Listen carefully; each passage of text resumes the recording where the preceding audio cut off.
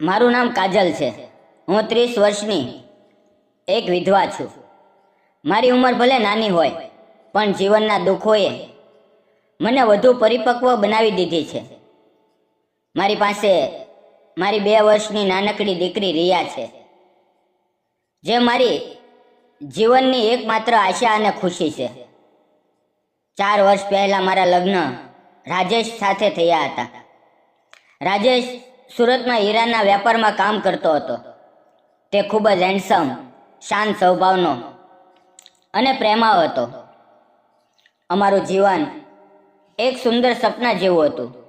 રાજેશ મને રાણીની જેમ રાખતો, મારી દરેક નાની મોટી ઈચ્છા પૂરી કરતો. અમારી આર્થિક સ્થિતિ પણ સારી હતી. ઘરમાં કોઈ ખોટ નહોતી. પણ કહેવાય છે ને કે સુખની ઘડીઓ લાંબી નથી હોતી. એક દિવસ જ્યારે રિયા માત્ર 1 વર્ષની હતી, અમે ત્રણેય ઘરેથી બહાર ફરવા નીકળ્યા. અમારી પાસે ગાડી હતી. અચાનક એક ઝડપથી આવતો ટ્રક અમારી ગાડી સાથે અથડાયો. તે ભયંકર અકસ્માતમાં મારી આંખો સામે જ રાજેશે અંતિમ શ્વાસ લીધો.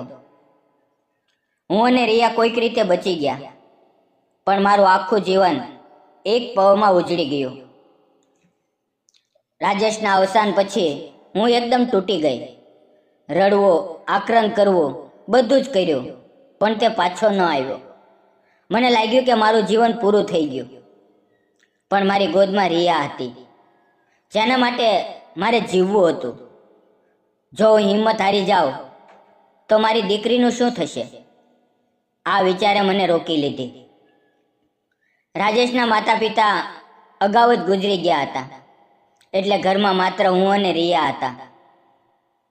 ઘરની શાંતિ અને એકલતા ક્યારેક અસહ્ય લાગતી. આર્થિક સ્થિતિ પણ નબળી પડવા લાગી, કારણ કે રાજેશની આવક બંધ થઈ ગઈ હતી. આ બધી વચ્ચે મારા માતા પિતાએ મને ઘણો સહારો આપ્યો. તેમણે મને સલાહ આપી કે હું મારા ઘરની જવાબદારીઓ સંભાળું, અને હું થોડા મહિના માટે માયકે ગઈ. ત્યારે માતા પિતાએ મહેશ નામના એક યુવકની વાત કરી, જે સુરતમાં હીરા ઘસવાનું કામ કરતો હતો. તેનો મિત્ર સુરેશ અમારા ગામનો હતો, અને તેણે જ મહેશને અમારા ઘરે મોકલ્યો. મહેશ એકલો હતો. તેના માતા પિતા નહોતા, અને તે ખૂબ જ ઈમાનદાર અને મહેનતુ હતો.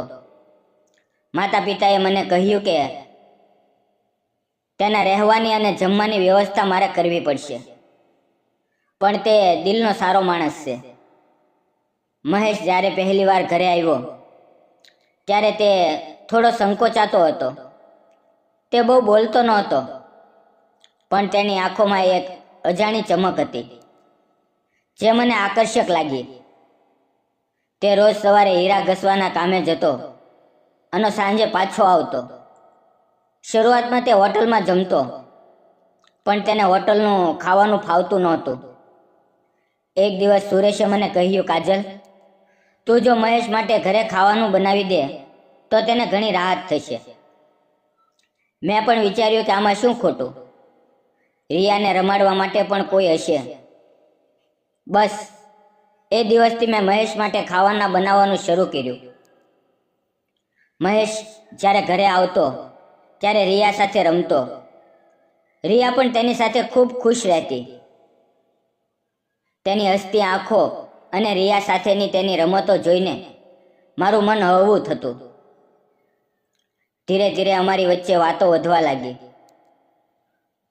હું એકલી હતી, અને મહેશ સાથે વાતો કરવાથી મારું મન શાંત થતું. તે મારી નાની મોટી મદદ કરતો.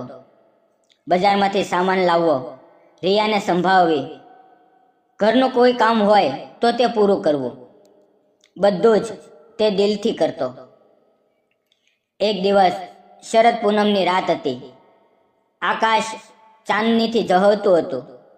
હું રસોડામાં રોટલી બનાવતી હતી, અને રિયા મહેશ સાથે બહાર ચાંદનીમાં રમતી હતી. અચાનક રસોઈ બનાવતા મારો હાથ ગરમ તવા પર લાગી ગયો, અને હું દાઝી ગઈ. દર્દથી હું ચીસ પાડી. મહેશ દોડતો રસોડામાં આવ્યો અને મારો હાથ જોઈને ગભરાઈ ગયો. તેણે તરત જ ઠંડુ પાણી લાવીને મારા હાથ પર રેડ્યું અને બોલ્યો, કાજલ, ગભરાઈશ નહીં, હું તને હોસ્પિટલ લઈ જઈશ. તેણે રિયાને પડોશીના ઘરે મૂકી અને મને બાઇક ઉપર હોસ્પિટલ લઈ ગયો. ડૉક્ટરે મારા હાથ પર દવા લગાવી અને પટ્ટી બાંધી. તે રાત્રે જ્યારે અમે ઘરે પાછા આવ્યા, મેં મહેશને જોયો. તેની આંખોમાં મારા માટે ચિંતા હતી અને મારા દિલમાં તેના માટે એક અજાણ્યો ખેંચાણ જાગ્યું. શરદ પૂનમની રાતે અમે બંને બેસીને ખાવાનું ખાધું.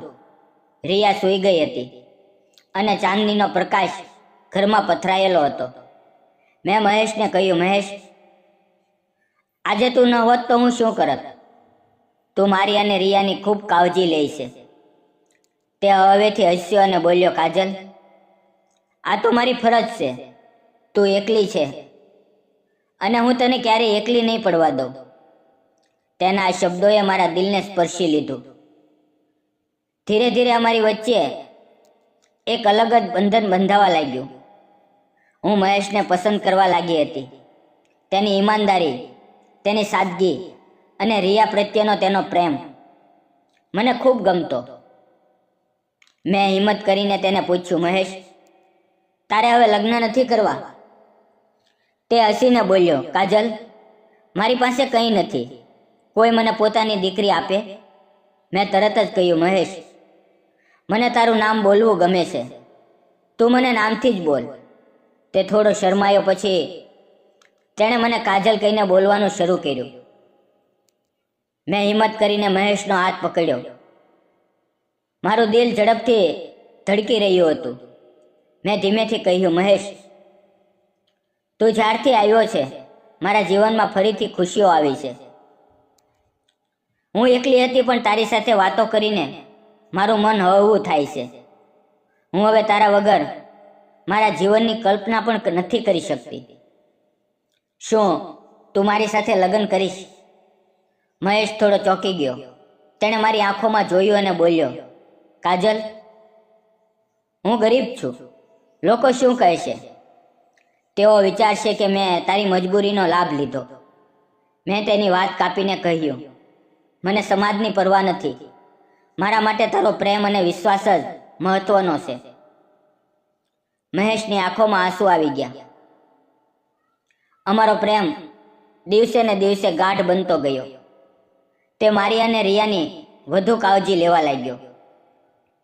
આખરે અમે નક્કી કર્યું કે અમે લગ્ન કરશું. પછી અમે મંદિરમાં જઈને લગ્ન કરી લીધા. મારા માતા પિતાને પણ ખૂબ ખુશી થઈ, કારણ કે તેઓ જાણતા હતા કે મહેશ એક સારો માણસ છે. આજે હું, મહેશ અને રિયા એક ખુશહાલ પરિવાર છીએ. મહેશે મને ફરીથી જીવવાનું કારણ આપ્યું અને સમાજને એક સુંદર સંદેશ આપ્યો કે પ્રેમને કોઈ બંધનો નથી. તમને શું લાગે છે, અમે લગ્ન કરીને યોગ્ય કર્યું કે ખોટું? તમારા વિચારો જરૂરથી શેર કરજો. જીવનમાં ગમે તેટલા દુઃખો આવે, મિત્રો, આશા ક્યારેય ન છોડવી જોઈએ. મહેશે પોતાની સેવા, પ્રેમ અને ઈમાનદારીથી મારું જીવન ફરીથી સજાવ્યું. સાચો પ્રેમ એ જ છે જે મુશ્કેલ સમયમાં તમારી સાથે ઊભો રહે અને તમારા પરિવારને દિલથી સ્વીકારે. જો તમને અમારી આ પ્રેમ કથા ગમી હોય તો લાઈક, શેર અને સબસ્ક્રાઈબ કરવાનું ભૂલશો નહીં. ફરી મળશું મિત્રો આવતીકાલે એક નવી વાર્તાની અંદર. ત્યાં સુધી આવજો અને જતાં જતાં એક લાઈક અને કોમેન્ટ જરૂર કરજો, જેથી અમને આવી વાર્તા બનાવવાની પ્રેરણા મળતી રહે. ધન્યવાદ મિત્રો.